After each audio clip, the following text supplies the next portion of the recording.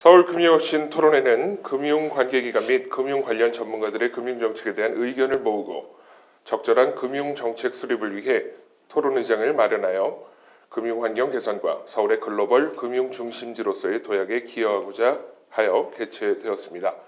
2023 서울금융혁신 토론회를 통해 서울을 국내외 경쟁도시보다 더 나은 금융환경을 갖춘 도시로 만들기 위한 전략적 대응 방안을 탐구하고 글로벌 금융환경 변화에 대한 관심을 촉구하고 국제 금융도시로서의 변화를 위한 인사이트를 구축, 공동으로 문제를 확인하고 개선 방안을 논의하여 협력 네트워크를 만들고자 합니다.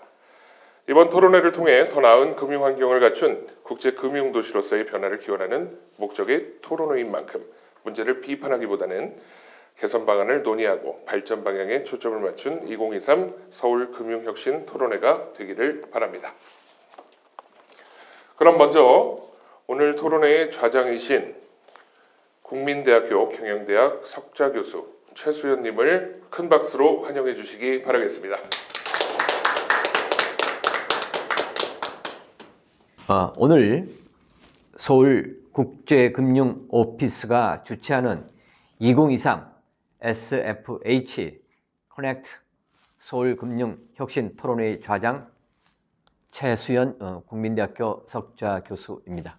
오늘이 금년 들어서 최고로 차가운 날씨인데 시간에 맞춰서 참석해 주신 여러분께 감사 말씀드리고 특히 오늘 이 유익한 토론회를 준비해 주신 우리 관계자 여러분에게도 감사 말씀을 드립니다.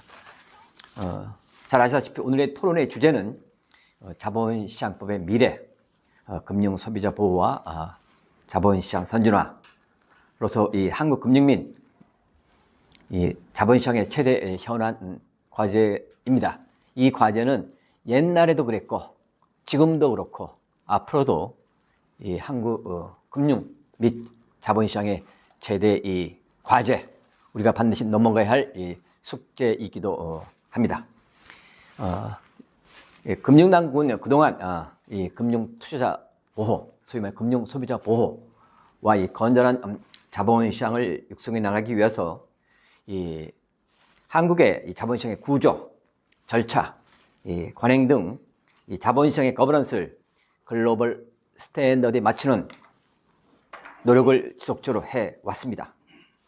금년 2월에는 소위 말해서 STO, 토큰 증권 발행 제도 도입을 발표하였고 6월에는 가상자산 이용자 보호법을 제정하는 등 자본시장 선진화를 위한 정책적 노력을 기울이고 있습니다. 그러나 우리가 처한 대내외 상황은 그리 녹록치가 않습니다. 대외적으로는 우리 모두가 잘 아시다시피 글로벌 인플레이션과 고금리 지속 등으로 글로벌 경제 침체 속에 최근 이스라엘과 하마스의 무력 분쟁 등으로 이 대외 의존도가 높은 한국 경제의 불확실성이 점차 커지고 있습니다. 이러한 대내외 경제의 불확실성은 자본시장의 변동성을 확대시킬 우려가 있는 등 시장 불안 요인이 될 우려가 있습니다. 대내적으로도 여러 가지 걱정되고 우려되는 사항이 연이어서 발생하여 왔습니다. 소위 SG증권발 주가 폭락 사태, CFD 사태, 최근 영풍재지 미수금 사태에 글로벌 IB들의 대규모 불법 무차입 공매도 사례가 발생하여 투자자들의 자본시장에 대한 신뢰가 추락하고 있는 게 작금의 현실입니다.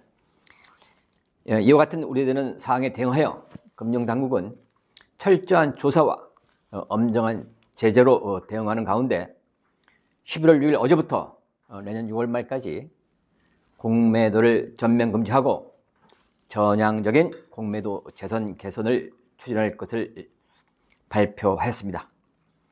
이와 같은 측면에서 오늘의 토론 주제인 투자자 등 금융 소비자 보호와 자본시장 선진화는 시의적절한 주제라고 생각을 합니다. 오늘 토론에서 금융 소비자 보호와 자본시장 선진화를 위한 합리적인 정책 대안들이 제시되어 정부의 정책에 반영되고 자본시장의 발전에 기여하기를 바라는 마음이 가득합니다. 금융 및 자본시장의 기본은 금융 소비자를 보호하고 공정하고 투명한 시장 거래 질서를 확립하여 금융 및 자본시장의 안정을 유지해 나가는 것입니다. 그럼 다음에는 오늘 토론회 참석자를 소개해 드리겠습니다. 오늘 참석하신 분들은 금융에 대해서 전문적인 식견과 예리한 안목을 지닌 분들과 함께 했습니다. 오늘의 이 주제의 발제는 우리나라 자본시장 부문의 최고의 전문가이신 자본시장연구원의 선임연구원인 이성복 박사님입니다. 그리고 이 주제 발제 후에는 토론자 두 분이 참여합니다. 우선 이 고동훈 우리 토론자는 아시다시피 이 성균관대학교 법학전문대학교 교수로 최근에는 이 제주국제금융센터에 관한 저서를 내셨고 그동안에도 이 금융규제에 관한 여러 가지 책을 쓴 한국 최고의 이 금융법 학자입니다. 오늘 토론에 좋은 말씀 부탁드립니다. 그리고 이기환 토론자는 인하대학교 금융투자학과 교수님입니다. 그리고 학교 가시기 전에는 이 YG 에셋 자산운용 대표이사를 역임하셨습니다. 그래서 이론과 실무를 모두 겸비하신 분입니다. 그래서 오늘 이론과 실무의 여러 가지 관계랄까요? 좋은 말씀 기대를 합니다. 다음은 토론의 진행에 대해서 말씀을 드리겠습니다. 그래서 발제자가 한 20분 내외 시간은 편하게 발제를 하시고 그 다음에 이 토론자와 발제자가 참여하는 자유 토론을 한 45분 가량 진행을 하도록 하겠습니다. 그래서 시간에 구애되지 마시고 좋은 말씀, 시장 발전을 위한 여러 가지 유익한 말씀을 해주시기를 바랍니다. 자, 그럼 먼저 우리 이성복 선임연구위원님의 주제 발표가 하겠습니다. 네, 자본시장연구원의 이성복입니다. 자본시장법의 미래 금융소비자 보호와 자본시장 선진화라는 대주제에서 최근 자본시장 이슈와 투자자 보호 과제에 대해서 간략하게 말씀드려 보겠습니다. 우선은 오늘 발표 자료는 저의 개인적인 견해에 따른 것으로 자본시장연구원의 공식 입장이 아님을 먼저 좀 밝히고 싶습니다. 왜냐하면 좀 민감한 이슈들이 있기 때문에 먼저 이것을 말씀드리고 제 발표를 이어가도록 하겠습니다. 저는 새 정부 들어서 2022년도에 새 정부 들어서 자본시장 선진화를 위해서 수많은 노력들을 해왔습니다. 특히 제도 개선들을 많이 해왔습니다. 그것들을 간략하게 좀 말씀을 드리자면 22년 새 정부 들어서 자본시장 선진화 정책들이 발표가 됐습니다. 첫 번째는 자본시장 체질을 개선해야 된다. 두 번째는 디지털 자산 산업을 성장해야 된다. 그 다음에 세 번째는 민간 중심의 모험 자본을 육성해야 된다. 자본시장 체질 개선과 관련돼서는 우선은 투자자 권익 보호와 신뢰를 제고하기 위해서 물적 분할 자회사 상장 시에 공시를 좀 강화를 했고요. 그 다음에 불공정 거래의 효과적 근절을 위해서 과징금 증권거래 제한 제도를 도입을 했습니다. 또한 최근에 문제가 많이 제기되었던 불법 공매도 및 그 연계행위 적발자에 대해서 처벌을 강화하고 장기 차입 공매도에 대해서는 보고 의무를 부과하는 등 여러 가지 제도들을 개선한 바 있습니다. 또한 글로벌 정합성 제고를 위해서 코리아 디스카운트 요인을 해소하는 작업들을 진행을 했고요. 그 다음에 한국 거래소 외에 대체 거래소를 새로 설립해서 자본시장의 경쟁도를 높이고자 노력했습니다. 디지털 자산 산업 성장과 관련돼서는 올해 초에 가상자산 이용자 보호에 관한 법률을 제정을 해서 가상자산을 이용하는 금융소비자들, 투자자들을 보호하도록 했고요. 그 다음에 증권형 토큰 증권을 도입함으로써 좀 더 가상자산이 제도권 하에서 증권처럼 보여지는 가상자산들을 제도권 하에서 규율하도록 그렇게 했습니다. 그리고 가상자산 사업자에 대한 감독과 투자자 보호 제도를 강화하기로 노력했습니다. 실제 2022년을 뒤돌아봤을 때 자본시장연구원에서 금융당국하고 여러 가지 많은 논의들을 했습니다. 그래서 앞서 말씀드린 정책 방향과 관련돼서 상당히 많은 노력을 했고요. 그 중에서 대표적으로 말씀드리자면은 2022년 6월에는 사모펀드 시장을 어떻게 육성할 것이며 투자자를 보호할 것인지에 대해서 심도 있게 논의한 바가 있고요. 그 다음에 2022년도에는 금융당국의 자본시장 선진화 정책 방향 중에 하나로서 ESG가 많이 제시가 됐는데 ESG와 관련된 논의들도 많았습니다. 그리고 또 한 가지 좀 더 강조하고 싶은 거는 2022년 9월에 코리아 디스카운트의 요인들이 무엇인가를 실제 구체적으로 연구를 해서 어떻게 하면 우리나라가 해외에서 제대로 대우를 받을 수 있을까라는 그런 부분들에 대해서 그 제도 개선의 방향들을 제시하고 그 다음에 계속 추진하고 있는 상황입니다.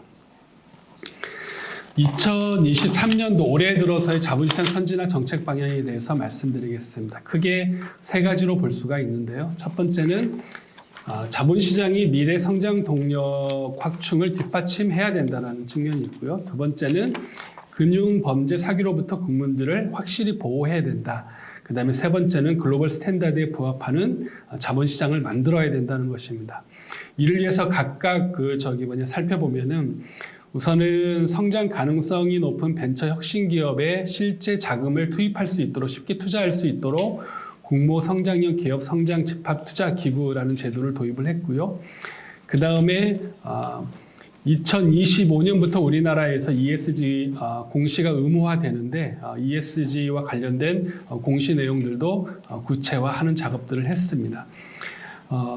사실 최근 2, 3년 동안 SNS나 채팅방이나 유튜브를 통해서 주식 리딩방이 상당히 많이 기승을 했는데요.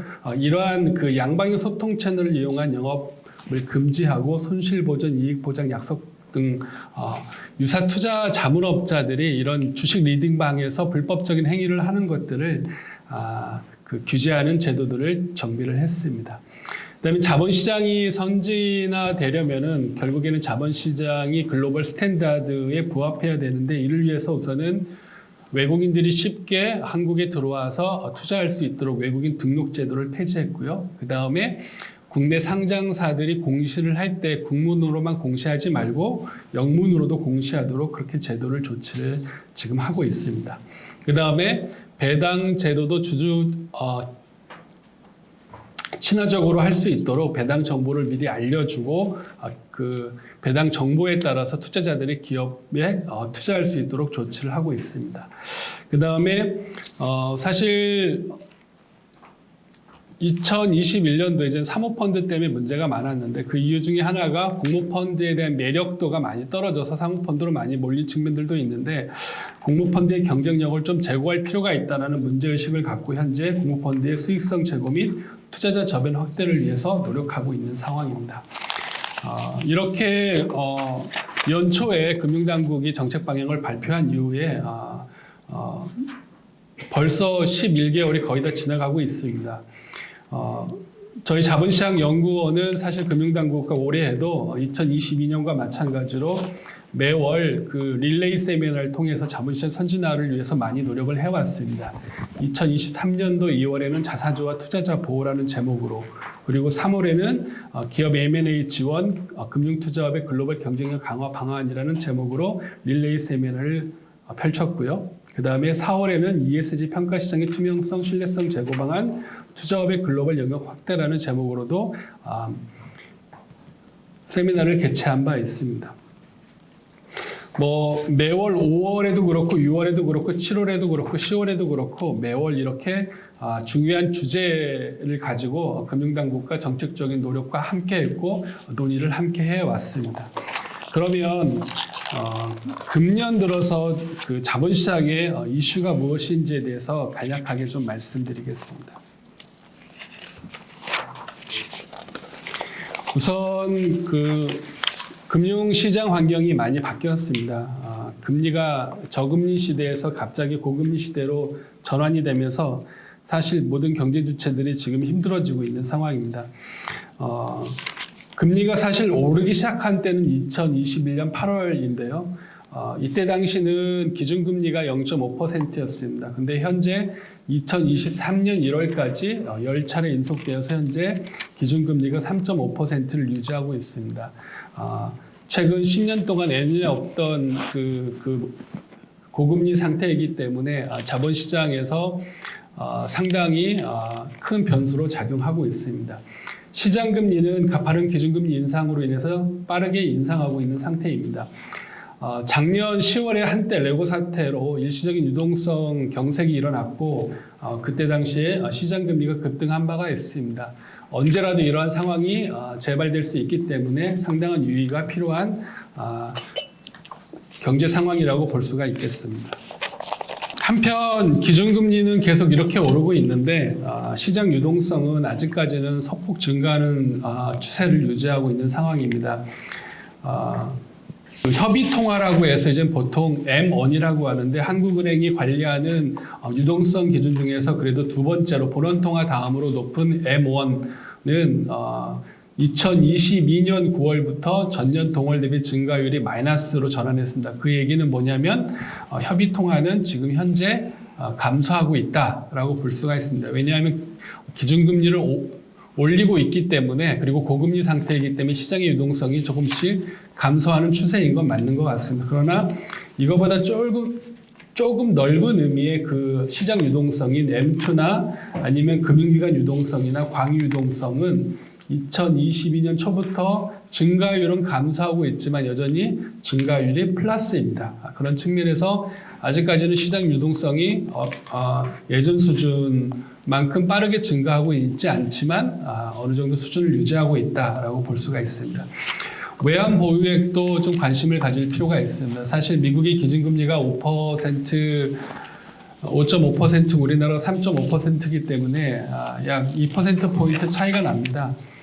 그렇기 때문에 사실 금리 차이가 나면은 외화 유출, 해외 자본이 국내에서 유출될 것으로 그렇게 고민을 많이 했는데 아직까지는 그 정도까지는 발생하지 않는 것 같습니다.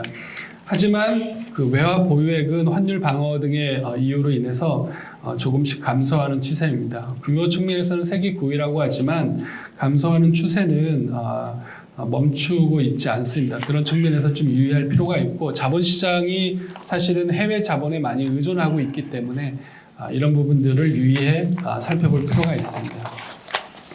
주식시장 상황을 간단하게 살펴보겠습니다. 코스피는 2021년 6월에 거의 고점을 찍고 나서 3,000포인트를 상회하고 나서 지금은 현재 2,400을 기점으로 해서 등락을 하고 있는 것 같습니다. 어제 코스피가 상당히 큰 폭으로 상승을 하기는 했지만 이게 얼마나 오래 갈지에 대해서도 많이 고민하고 있는 상황입니다. 코스닥은 어제를 빼면 최근 3개월간 급격하게 계속 하락하고 있는 상황이었습니다. 이렇듯 자본시장 여건이나 환경이 상당히 좋지 않은 상황입니다. 이런 와중에 더욱더 안 좋았던 것은 2023년이 어떻게 보면 역사적으로 볼 때 자본시장에서 가장 많은 사건 사고가 일어난 해라고 볼 수가 있습니다. 사실 자본시장에는 잘 알려지지 않은 사건, 그러니까 사회적인 이슈가 되지 않는 사건들이 항상 있기는 마련이었습니다. 하지만 2023년은 이상하게도 사회적으로 큰 이슈가 되는 사건들이 너무 많이 일어나서 좀 당황스러운 측면들도 있습니다. 이게 왜 그럴까라는 생각을 해봤을 때 원래 있었는데 발견을 못한 건지 아니면 없었는데 새로 생겨난 사건인지에 대해서 좀 생각해 볼 필요가 있다는 생각은 듭니다. 우선은 2023년 올해 4월에 SG증권발 그 주가 폭락 사태가 발생했는데 소위 그 라더견 사태라고 하는데 실제 주가 조작 세력들이 주가를 올린 다음에 대량 매도로 무더기 하한가가 발생한 사례입니다. 그래서 이게 일시적인 현상일 거로 생각했는데 이러한 주가 폭락 사태가 올해만 해도 한 3번, 4번 정도가 이렇게 발생을 했습니다. 결국에 그 원인을 살펴보니까 그 CFD라고 해서 차익 결제 거래에 대한 관리 감독이 미흡했다라는 점입니다.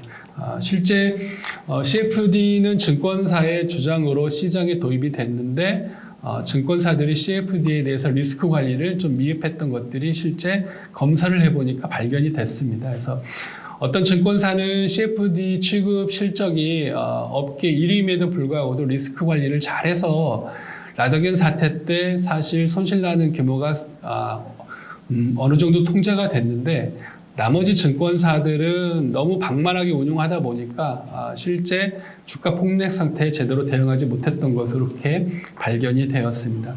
또 한 가지 문제는 코로나19 시기 때 주가가 너무 폭증하다 보니까 주식 리딩방이 기승을 했습니다. 그 여파가 아직도 이어지고 있는 상황입니다. 그래서 유사 투자 자문업이라고 해서 이제 자본시장법에서 투자 자문업자는 아니지만 이렇게 주식과 관련된 정보들을 자문해 줄 수 있도록 하는 제도를 도입한 바가 있습니다. 근데 유사 투자 자문업자들뿐만 아니라 미등록 유사 투자 자문업자, 그러니까 유사 투자 자문업자가 아니죠. 미등록 업자들이 유튜브나 SNS나 채팅방을 통해서 불법적으로 테마 종목이나 아니면 급상승 예상 종목들을 추천해주고 그 뒤에서 실제 시세 조정이나 아니면 통정 매매를 통해서 주가를 조작하거나 이익을 불법적인 위법적인 이익을 추구하는 그런 행위들이 많이 발견이 됐고 적발이 되고 있습니다.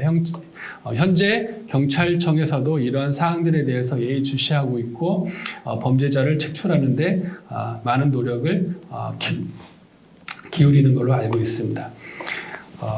또 한 가지 2023년에 아까 최수연 석좌 교수님께서 말씀해 주셨지만 그 외국계 증권사들의 불법 공매도가 상당히 많이 적발이 됐습니다. 그래서 올해 3월에 최초로 불법 공매도에 대해서 과징금을 부과했고요. 그 다음에 9월까지 금감원 발표에 따르면은 30명에 대해서 불법 행위자에 대해서 105억 원 정도의 과태료 또는 과징금을 부과한 상태입니다. 근데 여기서 주목할 만한 부분은 이렇게 과징금, 과태료를 부과받은 위법 행위자들의 30명 중에서 21명이 외국인이라는 점입니다. 이 부분에 대해서는 우리가 좀 생각해 볼 필요가 있다고 생각을 합니다. 그 다음에 그 10월 달, 그러니까 지난달이죠. 영풍 재지발 대규모 미수금 사태가 발생을 했습니다. 영풍 재지는 사실 유동성이 적은 그런 종목이기 때문에 주가 조작 세력들이 맘만 먹으면 쉽게 올릴 수 있는 그런 주식이었다는 게 발견이 됐습니다. 그러다 보니까 2023년에만 들어서 거의 주가가 7배 오르고 그리고 차익 실현을 위해서 매도하면서 사실 그 선의의 투자자들이 한 5천억 정도의 미수금이 발생을 하고 또 증권사 입장에서는 리스크를 제대로 관리하지 못한 그런 책임을 지금 묻고 있는 상태입니다. 또 한 가지는 올해 2차 전지에 대한 그 관심들이 많다 보니까 사실 많은 그 2차 전지 관련 회사들이 2차 전지와 관련된 사업 공시를 한 거로 이렇게 조사가 됐습니다. 그런데 이 중에서 약 55% 정도가 사업 공시를 했음에도 불구하고도 이와 관련된 추진 실적이 전혀 없는 것으로 그렇게 조사가 된 바 있습니다. 이처럼 2023년에 일어난 자본시장의 사건 사고만 보더라도 자본시장의 신뢰가 어디에 있을까라는 의문을 갖게 하고 있습니다. 그리고 투자자 입장에서는 자본시장에 와서 투자를 함으로써 재산 증식을 하거나 또한 자본시장에서 유동성을 공급하는 역할을 한다고 생각을 했는데 이렇게 불법적인 행위들이 기승을 하다 보니까 투자자들 입장에서도 자본시장에 대한 어떤 신뢰를 잃거나 그리고 자본시장이 대외적으로 봤을 때도 우리나라 자본시장이 너무 건전하지 못한 게 아니냐라는 그런 의문을 갖게 하였습니다. 그럼에도 불구하고도 아까 말씀드린 것처럼 우리나라는 자본시장 선진화를 위해서 계속 2년 동안 노력해 왔습니다. 그러면 자본시장 선진화를 위해서 노력해 왔지만 2023년에 이런 불법 행위들 그리고 사건 사고들이 발생한 점들을 미뤄 봤을 때 자본시장 선진화도 중요하지만 투자자 보호도 중요한 게 아닌가라는 그런 생각을 해봅니다. 그런 차원에서 투자자 보호 방향과 과제에 대해서 간략히 말씀드리겠습니다. 우선은 저도 이제는 금융당국하고 일해보기도 하고 그 다음에 자본시장의 업계하고도 일해보기도 할 때 이런 생각을 가끔 합니다. 자본시장의 선진화, 발전은 주요 핵심 과제이고 투자자 보호는 마치 양념과 같은 양념처럼 넣는 것 같은 그런 생각들이 좀 약간 깔려있는 듯한 생각을 합니다. 근데 저는 이런 생각이 좀 바뀌어야 된다고 믿고 있습니다. 자본시장이 지속 가능하고 궁극적으로 선진화되려면 결국에는 투자자 신뢰가 밑바탕에 깔려 있어야 됩니다. 그렇기 때문에 투자자 보호에 대한 인식 전환이 매우 필요하다고 생각을 하고 있고요. 두 번째는 작년 올해 유난히 이제 자본시장에서의 불법 유법 행위자에 대해서 엄정한 제재를 하고 있습니다. 상당히 좋은 방향이라고 생각을 합니다.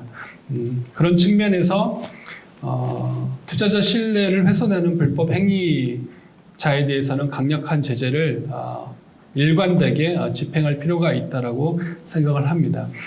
그 다음에 세 번째는 그럼에도 불구하고도 자본시장 선진화를 위해서는 글로벌 정합성과 경쟁력에 대한 고려도 필요하다고 생각을 합니다. 투자자 보호나 신뢰를 위해서 법제도를 개선하거나 또한 자본시장 선진화를 위해서 법제도를 개선한다 하더라도 이런 부분들이 국내적인 이슈에 매몰되어서 글로벌 정합성이나 경쟁력을 고려하지 못한다면 결국 자본시장 선진화는 쉽지 않다는 생각을 합니다. 이런 세 가지 기본 방향으로 제가 생각한 투자자 보호에 관련된 정책 과제를 제시하자면은 우선은 자본시장에서 우리나라는 좀 유난히 개인 투자자 비중이 상당히 높습니다. 그래서 속된 말로 개인 투자자들이 사실 우리나라 주식시장을 떠받들고 있다는 말까지 있습니다. 그러면서 개인 투자자들한테는 자기 책임을 강조를 합니다. 왜냐하면 투자라고 하는 것은 원금 손실을 전제로 하는 거기 때문에 자기 책임이 반드시 필요합니다.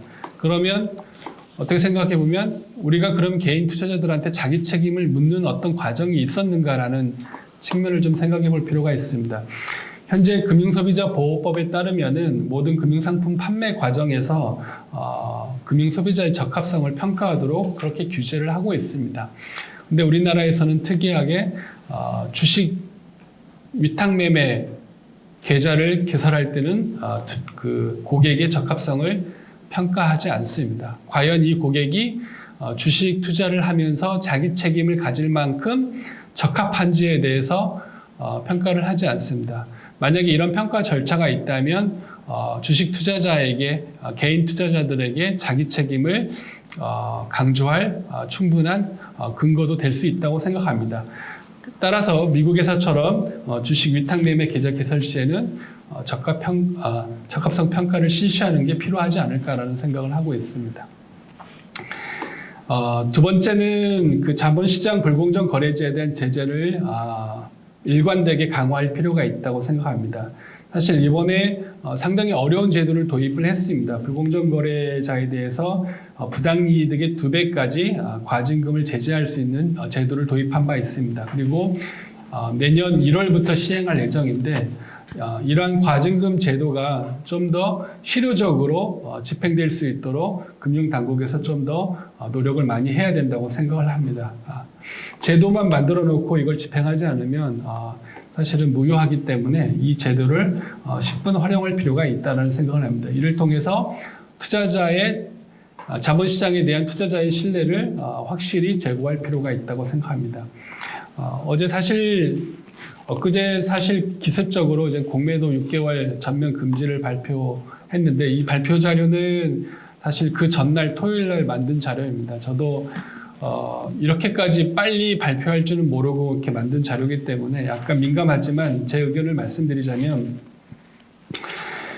자본시장 상황과 관련 없이 공매도 종목을 강행 규제로 제한하거나 공매도 자체를 금지하는 것은 누구도 인정할 거라고 생각합니다. 자본시장 선진화의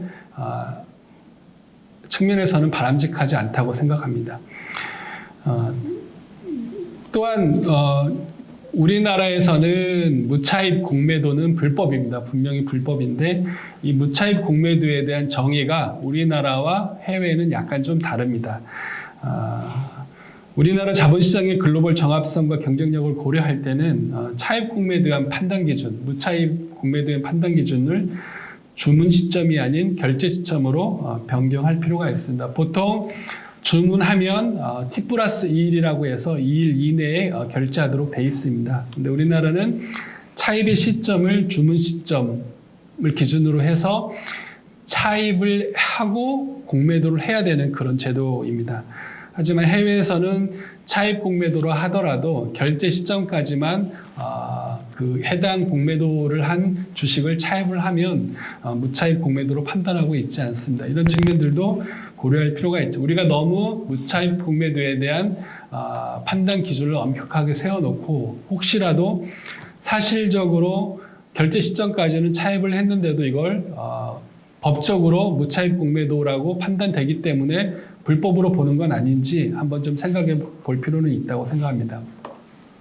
그럼에도 불구하고 공매도로 인한 투자자에 대한 인식은 상당히 부정적이고 실제 공매도의 긍정적인 역할과 부정적인 역할에 대한 의견들이 분분한 가운데 있기 때문에 투자자, 그 다음에 공매도와 관련돼서는 기관 투자자, 그 다음에 외국인 투자자와 개인 투자자 간의 어떤 그 격차가 있기 때문에 개인 투자자를 보호하는 측면들은 좀 고민해 볼 필요가 있다고 생각합니다. 우선은 공매도 대주를 할 때 개인 투자자의 선택권을 좀 강화할 필요가 있다고 생각합니다.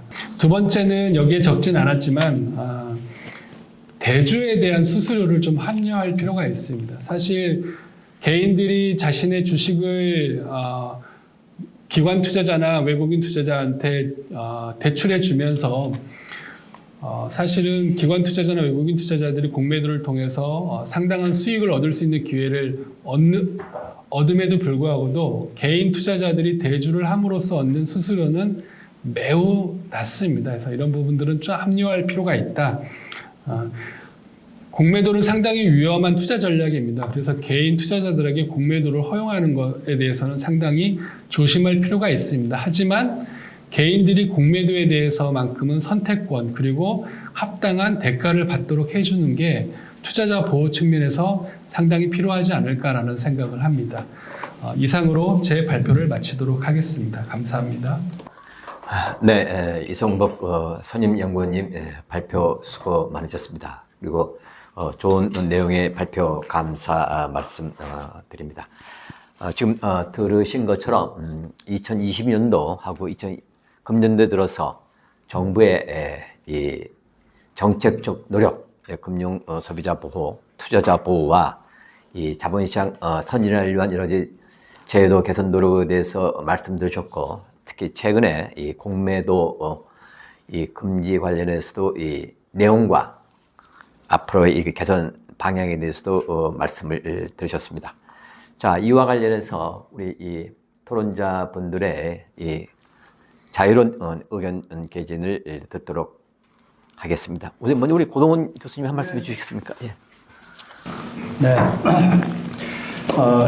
발제자이신 이 박사님, 좋은 발표 잘 들었습니다. 특히 이제 자본시장에 있어서 투자자 보호가 근본적으로 자본시장 선진화의 지름길이 된다고 하는 그런 지적은 아주 중요한 것 같습니다. 오늘의 주제도 바로 이제 그런 것 때문에 하는데, 그리고 이제 특히 여러 이제 자본시장에서 발생한 사건 사고에 대해서도 잘 정리를 해주셨고, 그런데 이제 그 한 가지 들으면서 좀 궁금했던 거는 물론 사건 사고가 당연히 일어날 수 있죠. 근데 더 중요한 거는 그 사건 사고를 분석을 해서 다음에 재발이 되지 않도록 하는 게 굉장히 이제 중요한데, 즉 제도 개선을 제대로 하는 게 중요한데, 지금 뭐 작년 올해 사건 사고를 많이 말씀을 해주셨지 않습니까? 그러면서 이제 간단히 이제 그 원인에 대해서 언급은 잠깐 한 게 있어요. 예를 들어서 이제 차액 결제와 관련해서는 결국 관리 감독이 이제 미흡한 게 아니냐 이런 지적을 했었는데, 그래서 저는 전반적으로 이런 궁금이 되더라고요. 이런 사건 사고가 일어났을 때 제도 개선은 어떻게 하느냐고요. 분석을 어떻게 해야 되느냐. 그래서 제가 이제 이 박사님한테 여쭤볼 거는, 이 지금 사건 사고의 발생의 원인이 뭐냐 근본적으로 어떻게 이거 보고 계신지. 그다음에 이제 두 번째는 과연 금융감독 당국 내지는 이제 금융당국이 이런 사건 사고가 발생을 했을 때 제대로 대처를 하고 있느냐, 법제 개선이 제대로 이루어지고 있느냐, 이런 걸 좀 짚어야 되지 않을까 하는 생각이 드는데, 이제 거기에 대해서 좀 의견이 있으면 이제 말씀을 해주시면 도움이 되지 않을까 생각이 되고, 그 다음에 이제 우리가 보통 자본시장이라고 하면 저는 그렇게 얘기를 하고 싶어요. 분류를. 우선 이제 투자자들이 직접 투자하는 시장이 있을 테고, 이제 지적하신 것처럼 뭐 주식 투자를 한다. 여기서 발생하는 이제 투자자 보호가 있고, 두 번째는 이제 소위 얘기하는 간접 투자 시장이 있지 않습니까? 뭐 이렇게 소위 얘기하는 이제 펀드 상품에 우리가 투자하는 방법. 그리고 이제 세 번째가 요새 이제 최근에 등장하고 있는 이 가상자산 시장. 물론 이 가상자산 시장이 과연 이게 자본시장에 대해서이냐라고 하는 데 대해서는 뭐 논란의 소진이 있을 것 같아요. 우리도 항상 얘기를 한 것처럼 가상자산이라는 특성 때문에 이게 별도의 시장으로 봐야 되는 게 아니야. 뭐 그런데 불구하고 지금 현재 우리나라는 이제 이 규제 체계의 접근을 어떤 금융위원회가 관할 걸 갖고 지금 자본시장 쪽으로 들어오고 있지 않습니까? 그래서 과연 이게 그 바람직한 거냐? 무슨 얘기냐면, 일부에서는 지금 얘기가 가상자산의 특성을 고려해서, 이 금융감독 당국이 아닌 새로운 전문성을 가진 감독기구가 나타나서 이 시장을 규제 감독해야 되는 거 아니냐. 그래야 결국은 투자자 보호가 되는 거 아니냐. 이런 얘기도 많이 나오고 있거든요. 그래서 이제 그런 면에서도 우리가 발제해서 한번 의견을 주시면 좋고요. 그 간접 투자 시장과 관련해서는 제가 이 얘기를 드리고 싶어요. 다 아시는 것처럼 그 우리 펀드 상품, 그 사모펀드 상품에 대한 불안전 판매와 그 이 환매, 이 금지 사태가 우리 굉장히 큰 반향을 일으켰지 않습니까? 뭐 2019년, 20년 걸쳐서 말이죠. 그래서 사실은 이 박사님도 발표 자료에 언급이 되어 있지만 2022년도에 이제 금융당국이 이제 종합적인 검토를 해서 방향을 제시를 해서 제도 개선을 좀 했어요. 그런데 저는 아직도 이 제도 개선이 미흡한 부분이 많다. 즉, 이 투자자 보호하기에는 아직도 미흡하다는 생각이 들어요. 예를 들어서 제일 큰 문제가 뭐냐면 일반 투자자들에게 과거에 허용을 안 했던 거를 1억 이상만 투자를 하면 그 위험이 높은 사모펀드 시장에 투자를 하도록 했거든요. 2010년에 자본시장법 개정하면서 그 제도를 도입을 했는데 결국은 그게 이 사모펀드 시장에 문제를 일으킨 거죠. 뭘 얘기를 하느냐. 이 제도 개선이 굉장히 중요한데 잘못 판단을 하면 문제가 많다는 거죠. 그래서 아까 제가 서두에 말씀드린 것처럼 제도 개선을 할 때 어떤 문제가 있고 어떤 방향으로 해야 되는지 이게 굉장히 중요하다 이런 말씀을 드리는 거예요. 그래서 그때 제도치 다 아시겠지만 그냥 일반 투자자인 경우에도 1억을 3억으로 금액 상향 조정하는 정도로만 그쳤어요. 근데 그게 과연 사모펀드 시장의 본질적인 투자자 보호를 위한 제도 개선일까요? 네. 뭐 이 박사님한테 여쭤보고 싶은데 저는 아니라고 봐요. 사모펀드 시장이라고 하는 기본적으로 전문 투자자만이 들어가야 되는 시장이거든요. 그런데 우리가 제도 설계를 잘못해서 그 금액만 1억, 3억만 있으면 투자를 허용해 주겠다고 하는 게 이게 굉장히 문제이고, 외국, 특히 미국 시장을 보면 절대 일반 투자자들이 들어가지 못해요. 왜냐하면 사모펀드 시장이 기본적으로 위험성이 높은 거기 때문에.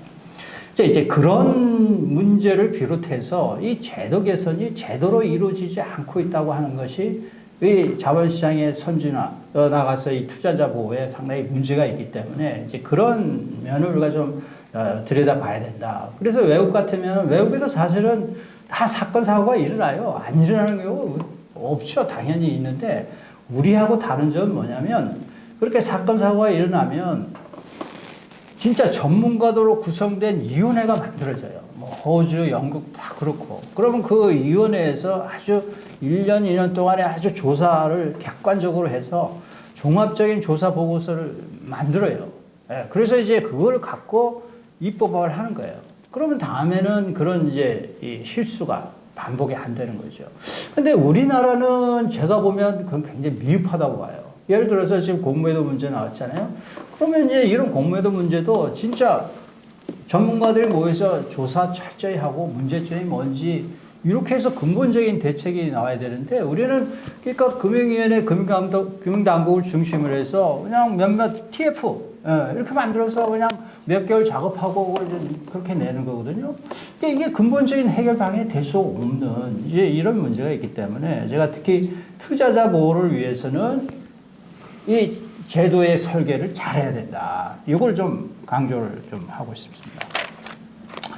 그다음에 이제 두 번째 직접 투자 시장에 관련해서는 이제 제가 이제 대체거래소에 대해서 좀 말씀을 이제 드릴까 하는데 요거는 이제 혹시 시간이 되면 제가 좀 말씀을 드리도록 하고 세 번째 가상자산 시장에 대해서 얘기를 좀 드릴게요. 이것도 굉장히 이게 이 투자자 보호와 관련해서 중요한 문제인데 무슨 얘기냐? 결국은 우리나라가 2017년 이후에 가상자산 투자 시장이 열풍이 불 때 저는 금융당국 내지는 감독당국이 실기를 했다고 봐요. 무슨 얘기냐? 그때 제대로 제도 설계가 되었으면 투자자 피해를 막을 수 있었는데 그걸 못한 거예요. 그런데 가까운 우리 일본의 사례를 보면 우리가 굉장히 이제 유의하게 봐야 될 게 일본은 일찍부터 이 가상자산 시장이 형성이 되어 있기 때문에 법제화를 빨리 했어요. 예. 그래서 법제화를 해서 이런 가상자산 사업자에 대한 이 등록제 실시를 하고 뭐 거래에 대한 규제, 기타 등등. 그래서 새로운 시장에 등장할 때 이 법제를 제대로 만드는 게 굉장히 중요한데 우리나라는 계속 늦어진다. 예. 속된 말로 해서 뒷북만 치고 있다 이런 얘기죠. 그러니까 이미 투자자들이 다 피해를 입은 상태에서 지금 올해 6월에 가상자산 이용자 보호 등에 관한 법률이 만들어졌지만 이미 다 끝나버린 거예요. 네, 그래서 이제 그런 면을 볼 때 우리 뭘 말씀드리고 싶냐면 이 금융당국이나 금융감독당국의 이 전문성 확보가 굉장히 중요하다. 그런데 아직 우리는 이제 그렇게 안 돼 있기 때문에 이런 제도적인 문제점을 조금 더 새롭게 접근할 필요가 있는 게 아니냐. 일단 좀 이제 이 토론으로서 정도 말씀드리고 또 하게 되면 또 말씀드리겠습니다. 네. 네, 감사합니다. 우선 우리 이성복 우리 발표자께서 한번 고 교수님 말씀에 대해서 한번 한 말씀 해주시죠. 그리고 또 우리 이강 교수님 말씀을 또 나누겠습니다. 이강 교수님 말씀 잘 들었습니다. 평소에 항상 하시는 말씀이어서 우선은 말씀하신 대로 결국에 금융산업, 금융시장은 전통적으로 이제 규제 산업이기 때문에 규제나 제도의 틀에서 작동할 수밖에 없습니다. 근데 규제나 제도를 잘못 만들어 놓으면은 의도치 않은 방향으로 흘러가기도 하고 또 어떤 문제가 발생했을 때 그 문제의 근본적인 원인을 분석을 하고 처방할 수 있는 제도나 규제를 개선을 해야 되는데 처방할 수 있는 방향으로 제도나 규제를 개선해야 되는데 이상한 방향으로 다시 또 개선이 되면은 또 실질적인 원인의 제거가 되지 못하고 있는 것도 사실인 것 같습니다. 그런 측면에서 말씀하신 대로 2023년에 발생한 이런 사건 사고 자본시장에서 발생한 사건 사고에 대한 원인 분석이 제대로 됐느냐 그리고 재발 방지를 위해서 과연 조치를 잘 하고 있느냐라고 했을 때 사실 그 CFD와 관련해서는 금융당국에서 한 4차례 정도 방안들을 발표를 해서 실제 지금 어느 정도 증권사로 하여금 엄격한 리스크 관리를 하도록 지금 조치한 상태이고요. 그 다음에 불법 주식 리딩방과 관련해서는 유사투자 자문업체에 대한 그 영업행위 감독 기준들을 좀 더 구체적으로 강화를 했습니다. 예를 들면 유튜브 같은 경우에는 회원 멤버십에게만 방송이 되도록 하고 있고 불특정 다수로에 대해서 라방을 하지 못하도록 그렇게 하고 완벽하진 않지만 그런 조치들을 조금씩 하고 있는 것 같습니다. 그 다음에 그 사모펀드와 관련돼서 잠깐 말씀해 주셨는데 사모펀드에 대해서도 저도 사실 사모펀드 발전 방향이라는 제도를 2015년, 17년에 검토를 하면서 일반 투자자에게 사모펀드를 쉽게 판매할 수 있도록 제도의 방향을 선회한 것이 사실은 사모펀드 사태를 불러일으켰다는 것에 대해서 전적으로 동의를 합니다. 결국에 제도 설계가 잘못돼서 사실은 사모펀드 대규모 환매 정지 사태가 일어났던 거였고 제도 설계가 잘못돼서 사모펀드 운용자들이 사실 고객의 돈을 신의 성실의 원칙에 맞게 운용한 게 아니라 너무 편의적으로 운용을 하다 보니까 사실은 그런 사태가 일어났던 게 아닌가라는 생각을 해봅니다. 근데 2023년 자본시장 사건 사고를 쭉 보면은 사실은 2021년 사모펀드 대규모 환매 전지 상태와 그 원인은 똑같다고 생각합니다. 결국에 돈이 있는 곳에 탐욕을 부리는 자들이 불법적이고 위법적으로 행동을 하기 때문에 사실은 이런 문제들이 발생한다고 생각하는데 저는 특히 자본시장에서 이런 위법적이고 불법적인 행위자가 근절될 수는 없다고 생각을 합니다. 언제든지 어떻게든 나타날 수 있다고 생각하고 이 부분은 규제나 제도만으로는 방지할 수도 없다고 생각을 합니다. 언제나 있을 수밖에 없다고. 왜냐하면 저희가 법적으로 민법적으로는 형법적으로 완벽하게 법제도를 만들어놔도 범법 행위들이 발생하는 것을 보면은 자본시장도 마찬가지라고 생각을 합니다.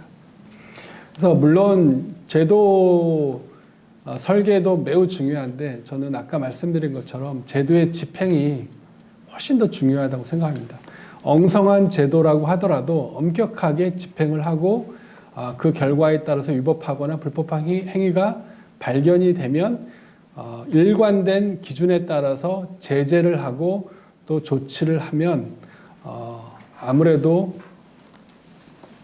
이런 불법적이고 위법적인 행위가 없어지지 않을까. 다만 그 제재나 조치들이 단순하게 솜방망이어서는 안 되고 실제 경제적 그리고 그 실질적인 그 불이익을 받을 수 있을 만큼의 강력한 제재여야 제재의 효과가 있을 거라고 생각합니다. 우리가 금융 선진국으로 영국을 많이 얘기를 하는데요.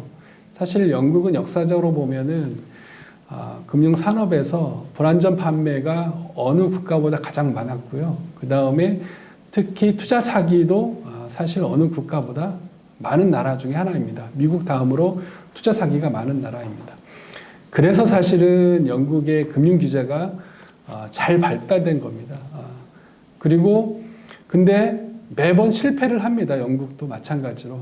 가만히 보니까 제재를 너무 솜방망이로 해왔던 겁니다. 근데 2010년 전후로 해서 제재를 대폭 강화를 했습니다. 그러다 보니까 실질적으로 그리고 자본시장의 불법 행위자들을 사실 영국 같은 경우에는 영국의 행위감독청, 금융감독청 FCA의 웹사이트에 불법 행위자를 전부 다 리스트업을 합니다. 그래서 불법 행위자하고는 금융거래를 하지 못하도록 사전에 방지하는 정도로 엄격하게 제재를 합니다. 인사적 제재뿐만 아니라 금전적 제재까지도 엄격하게 하기 때문에 사실 내부적으로는 영국 내부적으로는 영국 금융청 내부적으로는 그 불법 위법 행위가 많이 줄었다라는 평가를 하고 있습니다. 그것처럼 우리나라도 이번에 이제는 불공정거래 과징금을 2배까지 부당이익의 2배까지 환수할 수 있도록 조치를 했는데 저는 2배는 너무 적다고 생각을 합니다. 그래서 5배까지라도 집행할 수 있도록 법무부나 국회에서 좀 인정을 해주면 좋겠다는 생각을 합니다. 그렇게 해줘야 투자자들이 안심하고 주식시장에서 투자를 할 수 있다고 생각을 합니다. 그래서 제도 도입도 중요하고 개선도 중요하지만 일관된 집행도 중요하다는 생각을 갖고 있습니다. 그다음에 이제는 그 가상자산 말씀해 주셨는데요. 저는 고동 교수님 말씀에 전적으로 동의합니다. 약간 늦은 감이 없지 않아 있습니다. 근데 이 가상자산도 보면은 결국에 그 탐욕이 난무하는 그런 그 광야 같습니다. 그래서 저는 외부에서 이제 가상자산과 관련된 강의를 할 기회가 있으면 특히 대학생들을 대상으로는 했더라도 빨리 털고 나와라라고 이렇게 조언을 합니다. 그래서 건전한 자본시장으로 오라라고 이렇게 얘기를 많이 합니다. 근데 자본시장도 이런 사건 사고가 많기 때문에 좀 창피하긴 하지만 아직까지 가상자산에 대해서는 저는 상당히 부정적입니다. 그런 측면에서 정부에서도 토큰 증권과 가상자산을 분리해서 접근하고 있기는 하지만 좀 우리가 본질적으로 가상자산이 무엇인가에 대해서 한번 사회적으로 좀 생각해 볼 필요가 있지 않겠나라는 생각도 합니다. 이상입니다. 네, 두 분의 이 토론 말씀 감사합니다. 제가 또 토론자로서 한 말씀을 드렸으면 합니다. 지금 고동훈 교수님께서 말씀하신 이 어떤 금융 사건 사고 발생, 그다음에 이제 금융 당국의 이 대응, 제도 개선, 보완, 그리고 또 다른 각고 다른 사건 사고의 발생. 이와 같은 이 악순환이랄까요? 이거는 뭐 한국뿐만 아니라 세계에서도 세계 금융 선진국이라고 하는 지금 말씀하신 영국, 미국 등 또 발생하는 현상으로서 이건 금융의 역사가 보여주고 있다고 하겠습니다.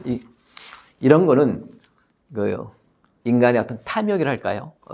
이 피 같은 내 돈에 대한 탐욕, 그리고 이 금융이라는 거는 이 피 같은 내 돈을 관리하는 데 따른 기본적인 그 리스크, 그다음에 이 리스크를 이 투자자들이 제대로 충분히 이해하지 못하는 여러 가지 결합된 측면도 있다고 하겠습니다. 그래서 이와 같은 데 대한 이 투자자나 소비자들이 충분한 이해를 해야 되고, 이와 관련해서 이 금융 당국의 이 금융 교육, 그 다음에 어떤 시장의 어떤 이 금융 윤리 확립, 소위 말해서 이 마켓 디스플린이 되겠죠. 이런 자율 문제, 이런 것도 우리가 필요한 과제가 아닐까 싶습니다. 그리고 이 가상자산과 관련해서 소위 말해서 이제 암호화폐란 용어하고 지금 이제 STO 이게 묶어갖고 이제 가상자산으로 이제 불리고 혼용되고 있기도 한데, 지금 이제 정부에서는 STO는 이제 제도권으로 끌어들여서 이제 자본시장법 내에서 다루기로 하고 관련 법을 준비를 하고 있어요. 이거 자체만이라도 향후 이 가상자산이 소비자 보호와 관련해서 좀 진일보한 측면이 있지 않나라는 생각을 합니다. 그다음에 나머지 암호화폐를 이제 어떻게 이 법적인 테두리 내에서 정리할까 문제는 이제 글로벌 추세에 맞춰서 글로벌 정합성을 유지하는 범위 내에서 함께 추진되라고 생각을 해 봅니다. 자, 그래서 이 같은 사실이 시장 내에서 공유가 돼 가지고서 어떤 뭐랄까요, 가상자산을 보는 이 시각에 대해서 서로 좀 왜곡이 없었으면 하는 개인적인 바람이 있습니다.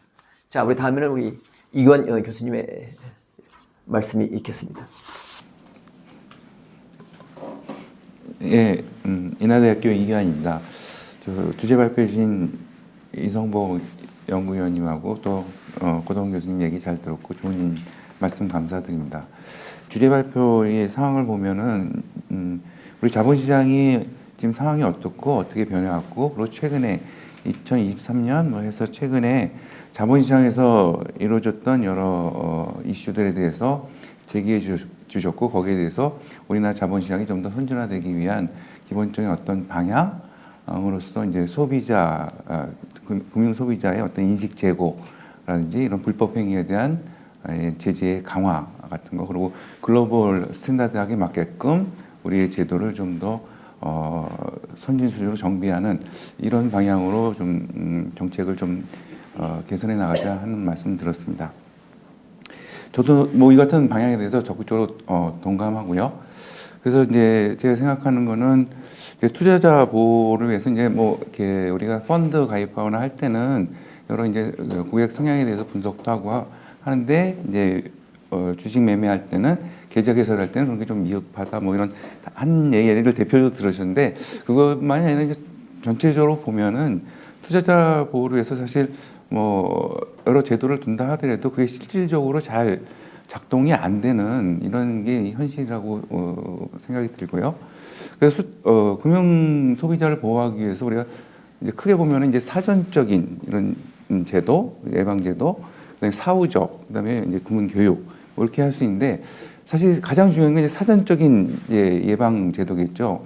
근데 우리나라의 모든 상황을 보면 사전적인 예방 제도를 다 갖추고 있다고 하더라도 그게 실질적으로는 사후적인 상황에서 작동하는 거죠.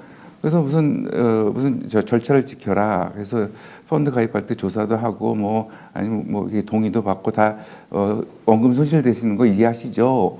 하고 사인도 받고 뭐 다 할 수 있지만 그게 사실 그 시점에 우리가 이제 실제 금융거래를 하면 그거에 대해서 잘 인지되도록 이게 작동되는 게 아니라 그 행위 자체는 사후적으로 사고가 났을 때 면피하기 위한 수단으로 작동을 하기 때문에 이게 사전적인 예방이 사실 실제로 안 이루어진다는 거죠.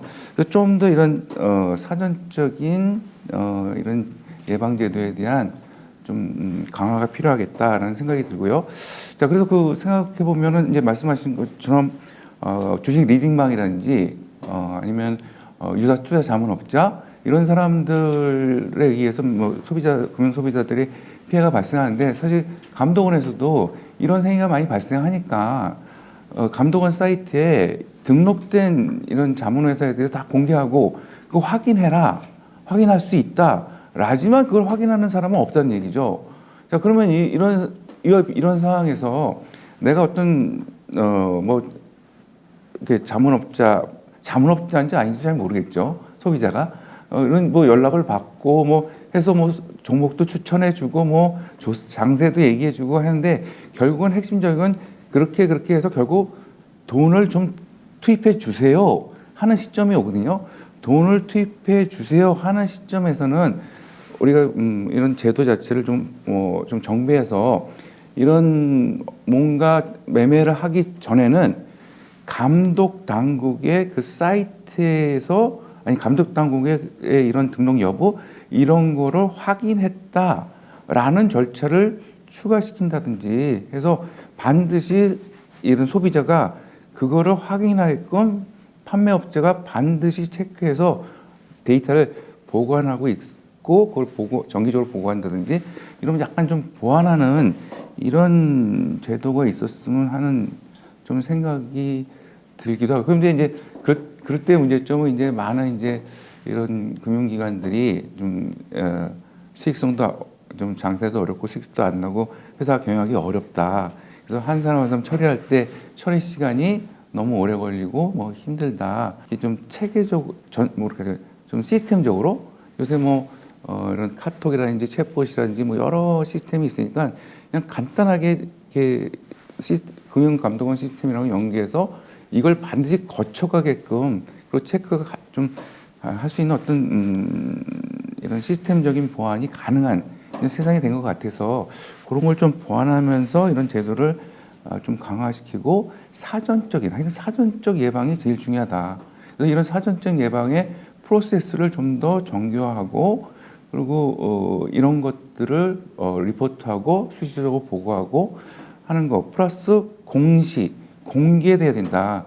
그리고 모든 여러 이제 다수의 금융기관들이 서로 경쟁 체제를 유지하면서 다른 경쟁 기관이 어떻게 하고 있는지를 서로 모니터링함으로써 뭔가 문제가 있을 때는 이슈가 되게끔 이렇게 하는 정당한 프로세스의 재정비, 그다음에 궁극적으로는 이제 공개를 좀 더 강화해서 이런 게 사전적 예방이 좀 더 실질적으로 작동할 수 있게끔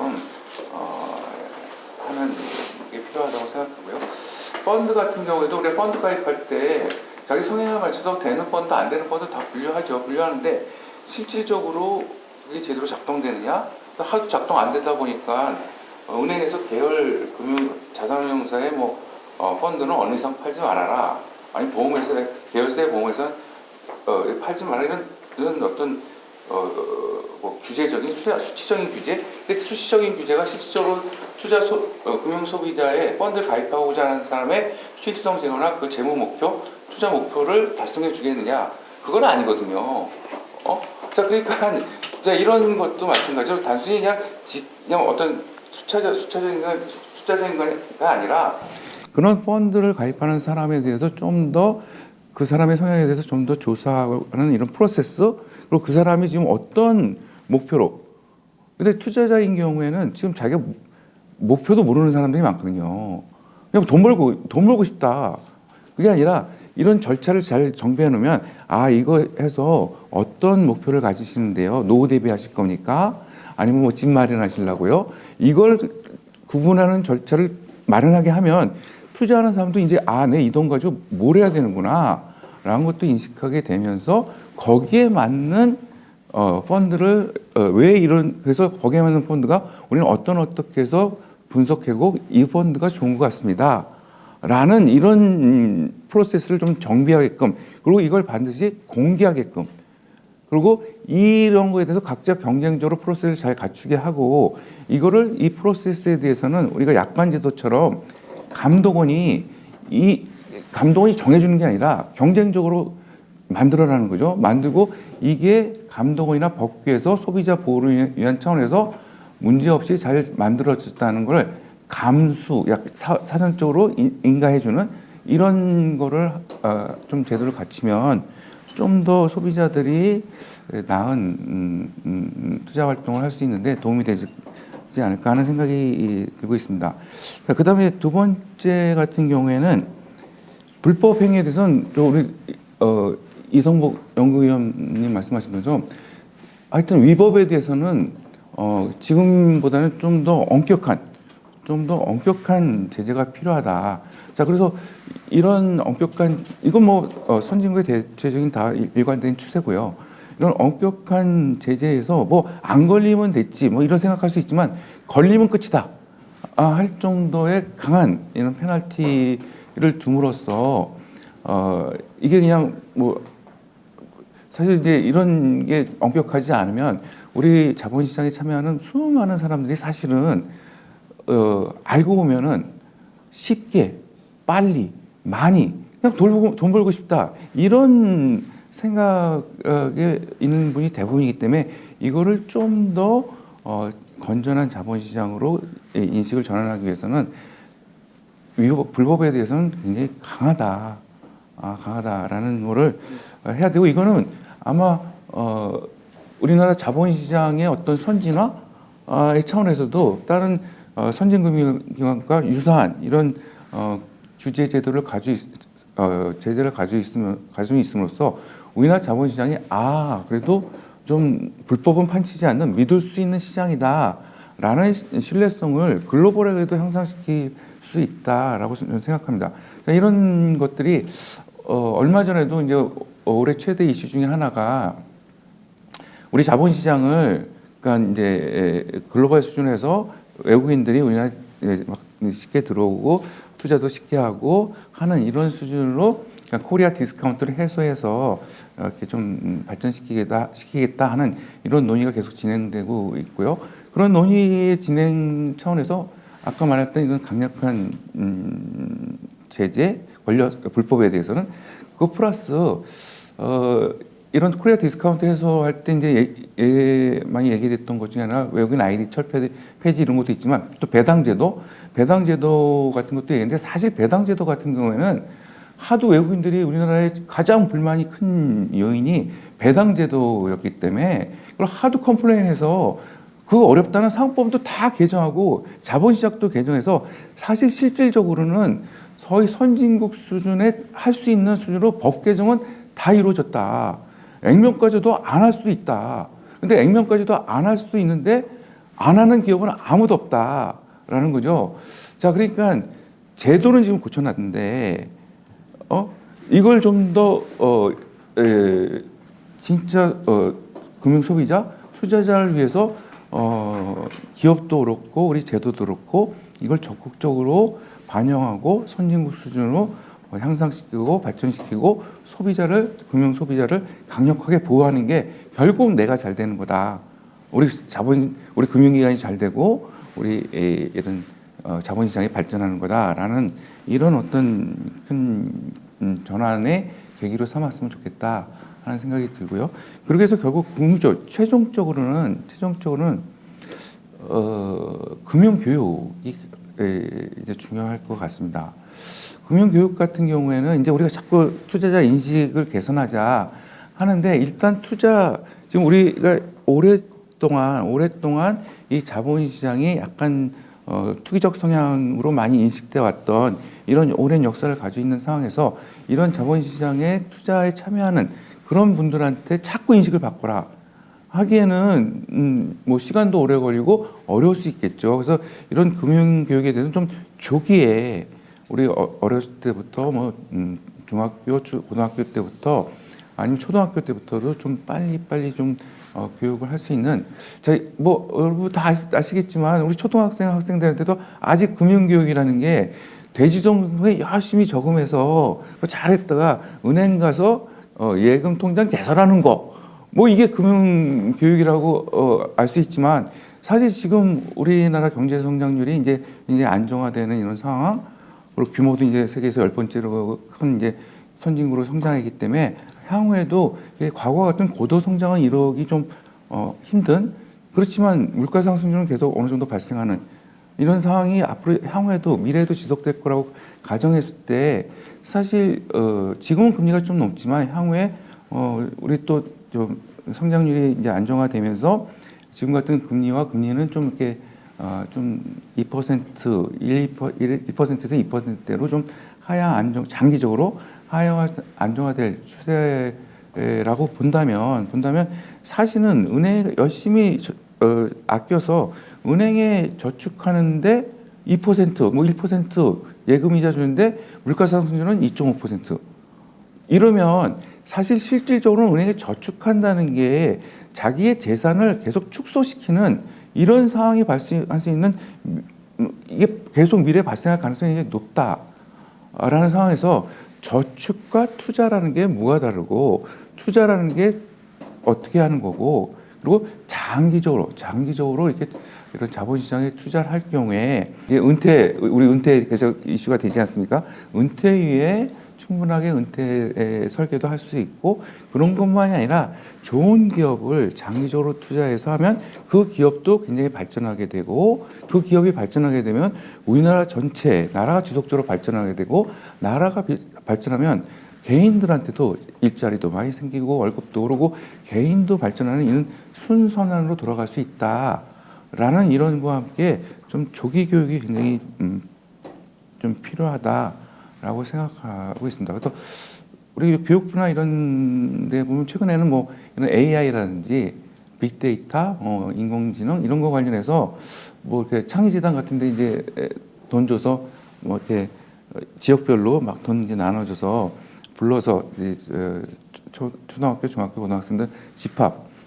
근데 그 조기 교육은 이제 집합 교육을 해야겠죠. 아무리 이제 온라인 교육이 발전해도 아마 조기 교육은 아마 집합 교육 해야 될 것 같은데 그래서 해서 집합해서 교육하는데 굉장히 돈을 많이 투입하는 제가 이런 사회를 보고 있는데 저 금융교육도 좀 과감하게 좀 이렇게 조기 교육을 위해서 집중적으로 투자하고 또 서울시도 거기에 좀 같이 협조해서 했으면 좋겠습니다. 네, 마치겠습니다. 이규현 교수님 좋은 말씀 감사합니다. 금융 소비자 보호 관련해서 그 사전적 예방제도의 어떤 필요성, 그 다음에 이 자본시장의 그 프로세스 개선 문제, 그 다음에 공시와 이 공개 기능 강화, 소위 말해서 이 정보 불균형 해소 문제, 좀 정부에서도 이 공배도 금요일 했던 얘기가 이제 소위 말해서 이 기관 투자가 하고 개인 간의 어떤 기울어진 운동장을 해소하겠다 하는 문제인데 이거는 기본적으로 이 자본시장뿐만 아니라 금융시장에서 필요한 기본 질서이겠죠, 그죠? 정보의 이 공유, 공개 그에 따른 불균형 문제 해소하는 문제에 대해서 보다 각별한 당국의 노력이 필요하다고 생각을 합니다. 그리고 이 금융감독원의 보다 이 뭐랄까요, 이 세밀한 이 감독을 하려는 그 노력 문제, 그리고 그다음에 이 불법 이 행위에 대한 이 제재의 대폭 강화, 저도 전적으로 동의합니다. 예를 들어서 그 미국 같은 데서 우리 고동훈 교수님 잘 아시겠다시피 그 머니 런더링, 소위 말해서 자금 세탁 그 행위에 대해서는 정말 엄청난 제재를 뭐 몇억 불 단위의 이 벌금을 부과해서 가녀 엄두를 그러한 머니 런더링을 할 엄두를 못 나게 합니다. 그렇죠? 그래서 그러니까 시장에서 이런 불법 행위, 주가 조작 등을 한 경우에는 시장에서 영원히 추방된다 하는, 안 그래도 참여자가 많이 있습니다 하는 그런 인식을 확실하고 분명하게 보여줄 필요가 있다는 생각에 전적으로 동의를 합니다. 그리고 금융교육, 이것도 숱하게 강조를 하고 있는데 이게 뭐랄까요, 뭐 아시겠지만 우리 이규환 교수님이 업계 계시다가 학교 가셔서 이제 교육 얘기를 말씀하시는 건데 근데 이 흔히 말해서 교육 그러면 재미없어 합니다. 그죠? 우리 교수님. 그래서 이 금융교육을, 저도 금융교육을 많이 해봤지만 참 이게 고민거리예요. 반드시 필요한데. 금융교육, 금융윤리가 반드시 필요한데 그렇다고 제대로 되지 않고 뭔가 다 아는 것 같은데도 안 되는 거. 그게 뭐야? 이 금융교육, 금융윤리가 아닌가. 그래서 여기에 대해서도 다시 한번 이 중지를 모아서 이 정말 현대 시대에 맞는 이 금융교육 기법을 개발하는 것도 여기 계신 분들의 이 소명이라고 생각을 합니다. 하여튼 좋은 말씀 감사드리고, 우리 이성복 의원님, 뭐 우리 이 교수님에 대해서 한 말씀 하시겠습니까? 네, 짧게만 말씀드리겠습니다. 사전적 예방, 그 사후적 조치, 금융교육 이렇게 세 가지 이렇게 말씀해 주셨는데, 사실 지금도 우리나라는 준칙 중심으로 그 소비자 보호를 규제하고 있습니다. 그러다 보니까 어떻게 하냐면 금소법을 제정하고 나서 이제 판매행위 금융상품 판매행위 규제들이 있는데 형식적으로 사실 여전히 지키고 있는 것들이 사실입니다. 설명 의무만 하더라도, 금융상품 설명 의무만 하더라도 상당히 형식적으로 하고 있고, 제가 가장 크게 문제 삼고 문제가 많다고 생각하는 것 중에 하나가 적합성 평가입니다. 이거는 아무도 모릅니다. 어떻게 하고 있는지. 그냥 적합하다, 안 적합하다, 너의 그 투자주 유형은 무엇이다라고 그냥 결과만 나올 뿐이지 그 속에서 어떤 절차로 이게 평가되는지 알지 못하고 있습니다. 그래서 일본에서도 이런 얘기를 합니다. 금융 소비자 보호 규제가 형식화되어 있고 형해화되어 있다. 저 형해화가 무슨 뜻인지 몰랐는데 이때 찾아봤습니다. 그 다음에 많이 쉽게 빨리 돈 벌고 싶다라는 그 말씀에 저는 이 빨리에 대해서 이 빨리가 결국에는 문제를 많이 일으키지 않는가라는 생각을 합니다. 그래서 많이 쉽게 빨리 돈 버는 방법이 없다는 걸 금융교육 차원에서 우리가 좀 더 잘 한다면 좀 더 좋은 건전한 그 금융산업과 시장의 발전을 기대할 수 있지 않을까 하는 생각을 합니다. 감사합니다. 교수, 말씀 감사합니다. 제가, 이제 토론을 마무리 앞서 제가 두 가지 말씀드렸는데, 하나는 이제 공매도 관련해서 말씀을 드리고, 하나는 여러분들께 제가 사회자로서 한번 말씀을 나누고 싶은 사항이 있습니다. 그래서 첫 번째 공매도 관련해서는 아까 고동훈 교수님께서도 지적을 하셨는데, 어떤 대책 마련에 있어서 장기간에 걸쳐서, 이게 장기간에 무조건 시간을 끌자는 얘기가 아니라 충분한 실증 분석, 왜 그런 사고가 발생했는지에 대해서 충분한 실증 분석을 통해서 거기에 적합한 대책을 그 시대의 최고의 전문가들이 참여하는 TF랄까요? 그런 걸 만들어서 대책을 내놓는 게 맞다고 생각을 합니다. 그래서 지금 공매도도 영원히 금지된 게 아니고 한시적으로 내년 상반기까지 금지됐으니까 또 내년 하반기에는 해야 될 거 아니겠어요? 한다 그러면은.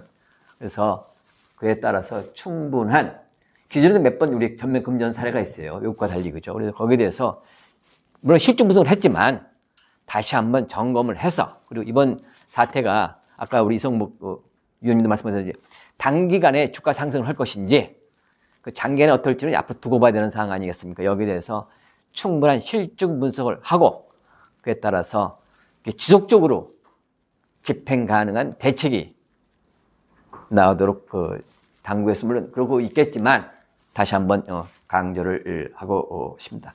그리고 오늘 많이 나온 단어 하나가 이 자율, 마켓 디스플레인, 그 다음에 이 규제, 그 다음에 이런 책임이라는 단어가 나오는데 여러분께서도 아시다시피 지금 은행권에서는 이제 그 내부 직원들 사고에 따른 그 내부 통제 문제 그러면서 어떤 이 책임 이제 책무 이렇게 영어로 하면 이 responsibility가 아니라 accountability 이런 측면에서 이제 소위 말해서 책임성의 범위를 강화했다라는 이제 등장을 합니다. 그리고 이제 이 자본시장법에 내에서도 지금 사고가 발생하니까 내부 책임을 묻는데 과연 그러면 우리가 이 통제 시스템에는 사실 내부 통제보다는 외부 통제 시스템이 훨씬 많이 있습니다. 그 외부 통제에 대한 부실에 대해서 책임을 누가 질 것이냐는 문제도 있단 말이에요. 그래서 이 당국에서 이 어떤 사건 사고에 대해서 대책을 세우고 책임을 묻는 것도 매우 중요하지만 그에 따라서 그러면 그런 책임이 제대로 집행될 수 있도록 그들에 대해서 시장에 대해서 회사에 대해서 어떤 자율 기능을 뭐랄까요 강화해서 그에 따라서 시장이 움직일 수 있는 것도 매우 중요합니다. 뭐 선진국에서는 이 규제와 통제보다는 자율 기능이 더 강조되고 있지 않습니까? 그래서 우리가 궁극적으로는 선진 시장이 되려고 그러면 그러한 추세를 가야 된다고 생각합니다. 그래서 여기에 대해서 이 자율과 규제 이런 책임에 대해서 우리 고동 교수님이라든지 우리 한 말씀 부탁드리겠습니다. 아주 중요한 얘기라고 생각을 하고 또 동의를 합니다. 시장이 제대로 작동하기 위해서는 제가 아까 서두에 말씀드린 것처럼 제도 설계도 중요하지만 집행 단계 우리 발표자님도 그렇고 토론자님도 강조를 했었지만 이 불법 행위, 부당 행위에 대한 제재 강화 조치 아주 기본적입니다. 다들 아시겠지만 외국 특히 뭐 미국이나 영국의 사례를 보면 문제가 생기면 이 제재 조치를 아주 강하게 하죠. 다시는 할 수 없도록. 우리 쉬운 얘기로 우리 교통범칙금 있지 않습니까? 금액이 올라가면 다 신경 쓰죠? 똑같습니다. 이것도. 그래서 우리 이 연구점도 아까 발표적인 말씀을 했지만 이 불공정 거래에 의해서 부당이득을 지금 2배 정도로 일단 그것도 굉장히 잘한 거예요. 근데 저도 개인적으로는 진짜 5배, 10배 이상으로 해서 진짜 다시는 이걸 할 수 없도록.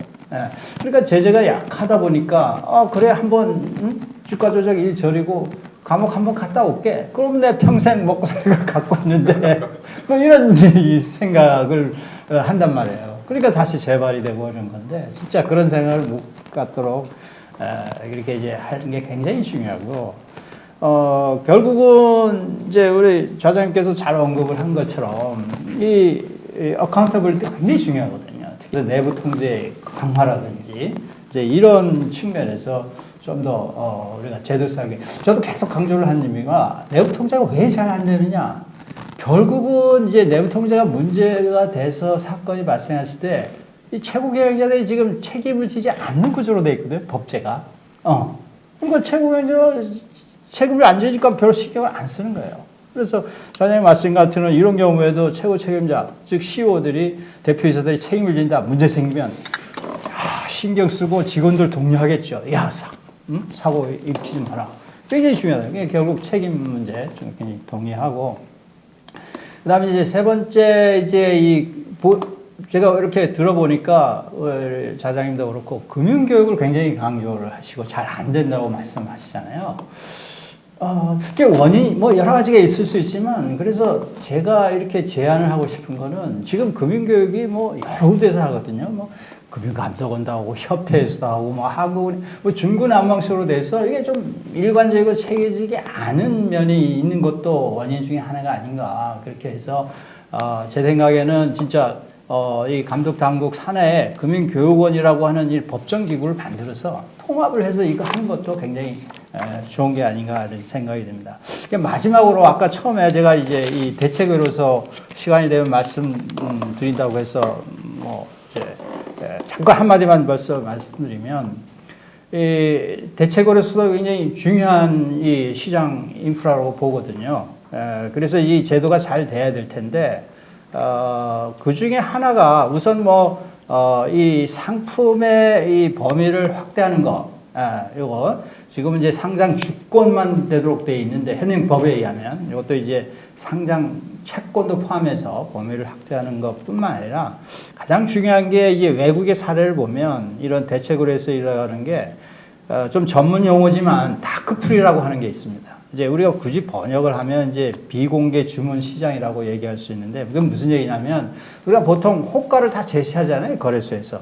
근데 외국에 보면 이런 대책거래소에서는 이런 호가를 공개 안 하고 하는 경우가 있어요. 네, 그게 이제 시장이 형성이 되는데 이게 긍정적, 순기능, 악기능이 다 있어요. 네, 그래서 사실은 이게 정보 비대칭성을 이용을 해서 이제 차액 실현하는 경우도 많거든요, 이게.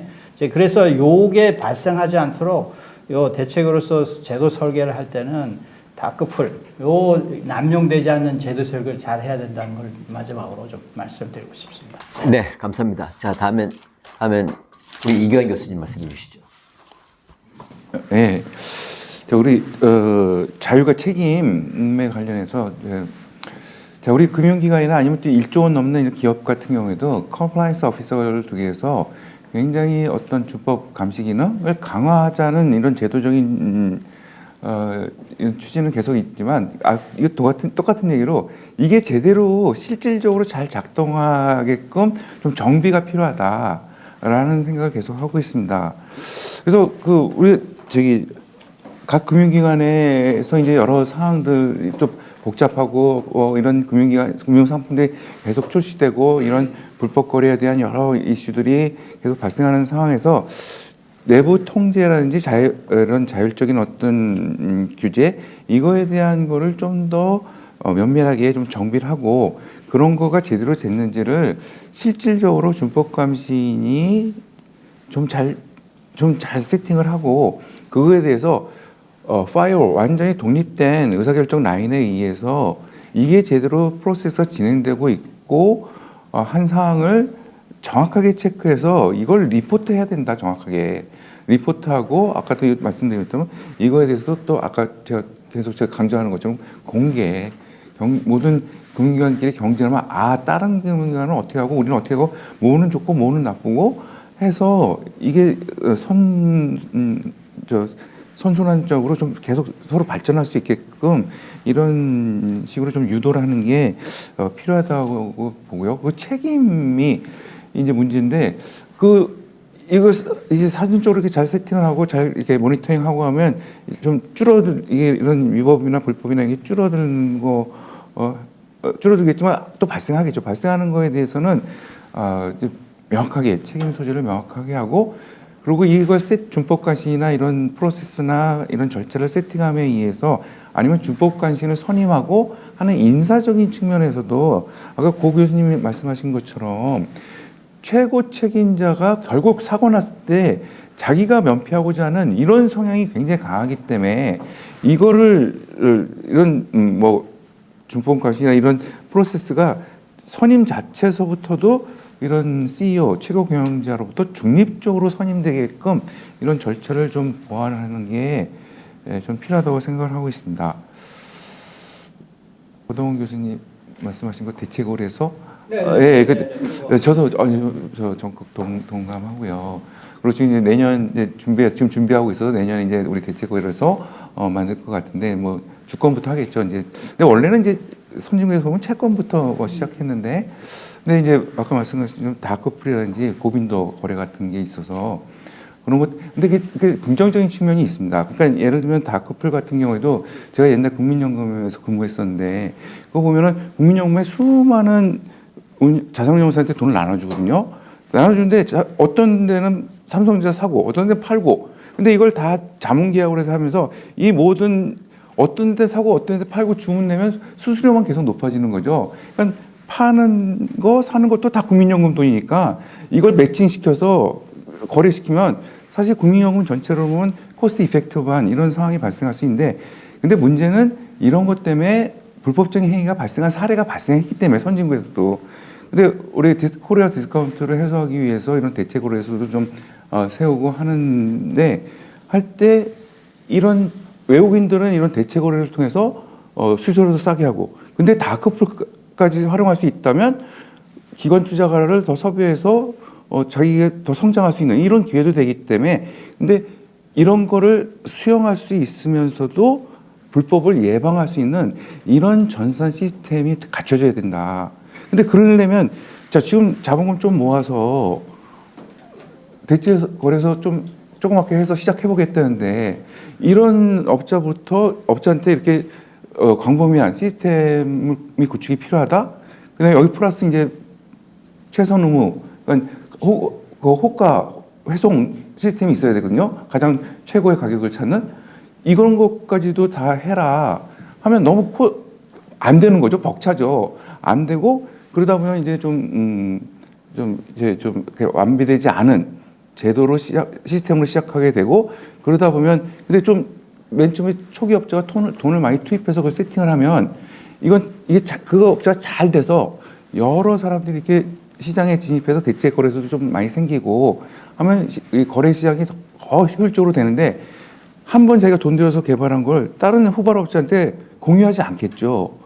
그러면 이건 전체적으로 발전하기 어렵기 때문에 제가 좀 말씀드리고 싶은 거는, 위원회나 금융위원회 감독 당국에서 이런 사항을 반영해서 감독 당국 차원에서 이 시스템 개발하는데 강력하게 인볼브되고 좀 돈 같은 것도 좀 투입할 수 있으면 투입해서 초기에 세팅을 좀 정교하게 하는데 이런 감독 당국이 좀 많이 좀 일조를 해주셨으면 감사하겠다. 그래야 성공할 가능성이 굉장히 높다라는 생각을 좀 첨언하겠습니다.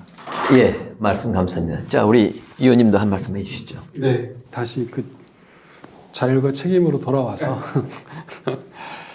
그 제가 2021년도에 금융감독원하고 공동으로 그 7개 은행 지주 회사의 내부 통제를 점검한 바가 있습니다. 한 가지 깜짝 놀란 것은 일반적으로 금융회사들은 내부 통제를 코스트로 생각합니다. 귀찮은 업무. 물론 내색은 안 하지만 그 말을 하다 보면은 상당히 그런 측면들이 있습니다. 근데 이 상하게 자금 세탁만큼은 열심히 하시더라고요. 자율적으로. 아니 내부 통제 인원의 거의 2배를 투입해서 자금 세탁 업무를 하시더라고요. 그래서 왜 그런가 봤더니 미국 당국으로부터 제재를 받은 사건들이 연이어 있었습니다. 걸리면 끝장에 달하는. 아까 말씀하신 대로.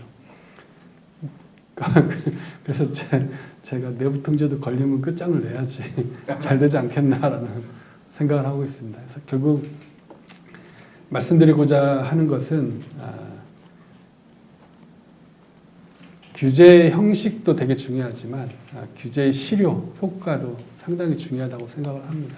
그래서 내부 통제가 잘 되려면 금융회사가 자율과 책임 하에서 건전하게 영업을 하려면 하게 만들려면은 결국에는 실효적인 규제를 해야 된다. 그래서 똑같이 반복드리는 거지만 인사적 제재는 저는 아무런 의미가 없다고 생각합니다. 선수만 바꾸면 되기 때문에 그래서 금전적 제재를 강하게 할 수 있는 기반을 마련해야, 사실 미국의 자금 세탁 방지 규제도 그 처벌을 할 때 인사 규제를 거의 안 하거든요. 다 금전적 과징금을 때리기 때문에 그렇게 과민하게 금융 회사들이 대응하는 게 아닌가라는 생각을 합니다.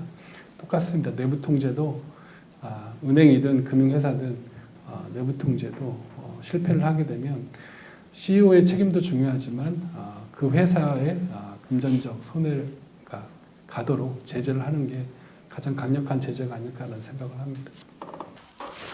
네, 감사합니다. 자, 그럼 혹시 이제 오늘 토론회를 마무리하기 앞서 하실 말씀 있으면 괜찮겠어요? 네.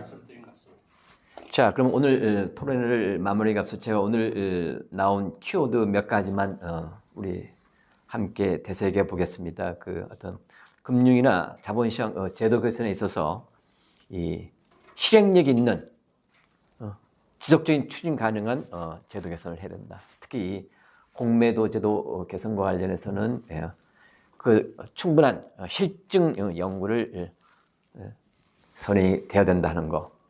그다음에 이 금융 자본시장의 이 불법 행위에 대해서는 엄정한 제재, 다시는 시장에 발을 못 붙이도록 하는 제재, 특히 금전적 제재는 강화되어야 한다는 점. 그다음에 구태의연한 얘기지만 금융교육 중요성의 새삼 강조. 그다음에 실효성 있는 규제의 마련. 그다음에 이 책임과 통제, 자율의 관계. 분명한 것은 금융시장, 자본시장이 선진화될수록 자율이 강조가 된다는 걸 우리 같이 말씀을 나눴습니다. 오늘 여러 유익한 말씀 나눠주신 이성복 선임연구원님, 우리 고동원 교수님, 이규환 교수님께 감사 말씀을 드립니다. 자, 이것으로 오늘 토론회를 마치도록 하겠습니다. 감사합니다.